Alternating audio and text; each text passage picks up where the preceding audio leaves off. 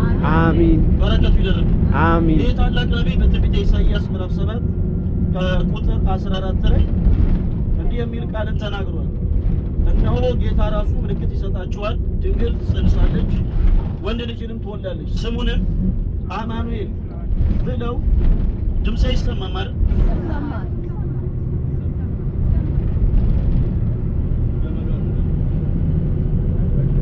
በቃ እኔ እንደዚሁ ልጁ ግዴ ነው። እሺ ቃሉን ሁላችሁ በደንብ አዳምጡ። ቃለ ነቢያት የምንለው ነቢያት በመንፈስ ቅዱስ ብሪት የተናገሩትን ቃል ነው። ይህን ስናነሳ ታላቁ ነቢይ ኢሳይያስን ሳናነሳ ማለፍ አንችልም። በትንቢተ ኢሳይያስ ምዕራፍ 7 ከቁጥር 14 ላይ እነሆ ጌታ ራሱ ምልክት ይሰጣችኋል፣ ድንግል ትጸንሳለች፣ ወንድ ልጅንም ደግሞ ትወልዳለች ብሎ ተናግሯል።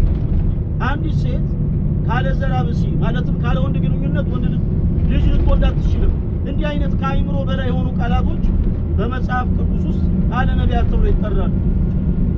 ታስታውሱ ከነበረ በንጉሥ በጥሊሞስ ዘመን አረጋዊ ስምዖን የተባለ አንድ ሰው የዚህ የኢሳይያስን መጽሐፍ እንዲተረጉም ታዞ ነበረ።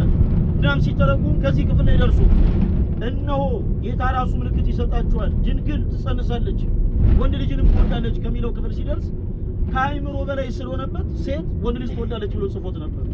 ነገር ግን እግዚአብሔር መንፈስ ቅዱስ ያንን የጻፈውን ሰርዞ ከእንደገና በወርቃማ ቀለም ድንግል በድንግልና ጸንሳ በእንግልና ትወልዳለች ብሎ አስቀመጠው።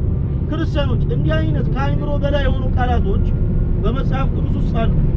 እንዲህ አይነት ከአይምሮ በላይ የሆኑ ቃላቶች ቃለ ነቢያት ተብሎ ይጠራሉ። ዛሬ የምንማማረው በቃለ እግዚአብሔር ቃለ እግዚአብሔር የምንለው አምላካችን እግዚአብሔር በቀጥታ የተናገረው እንዲሁም ደግሞ በሐዋርያትም ጭምር የተሰበከውን ቃል ነው።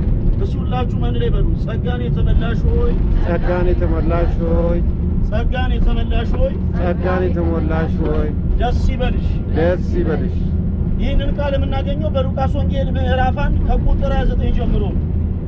የሉቃስ ወንጌልን ከመጀመሪያው ምዕራፍ ጀምሮ ስንመለከተው ከቁጥር 1 ጀምሮ ስለ ካህኑ ዘካርያስና ስለ ቅድስት ኤልሳቤጥ ይናገራል። ሐዋርያው ቅዱስ ሉቃስ ስለ ካህኑ ዘካርያስና ስለ ቅድስት ኤልሳቤጥ እየተናገረ ክፍሉን የጀመረበት ራሱን የቻለ ትልቅ ምክንያት አለ። በእግዚአብሔር ፊት ሞገስን ያገኙ ብሎ ይጠራቸዋል ካህኑ ዘካርያስና ቅድስት ኤልሳቤጥ። በእግዚአብሔር ፊት ሞገስ ያገኙት ካህኑ ዘካርያስና ቅድስት ኤልሳቤጥ ለዘመናት በቤታቸው አንድ ያልተፈታ ችግር ነበረ። እግዚአብሔር አምላክ አንድ በቤታቸው ያጎደለው ጎደሎ ነበረ። ያም ደግሞ በልጅ መባረክ ነው። እናም ቅድስት ኤልሳቤጥ ዘወትር እግዚአብሔር አምላኳን ትማጸነው ነበር። ምንን እንዲሰጣት ስጠይቅ የማትመልሱ ከሆነ ከመኪና አስወርዳችሁ እግዚአብሔር ምን እንዲሰጣት አድርጓል? ልጅ እንዲሰጣት።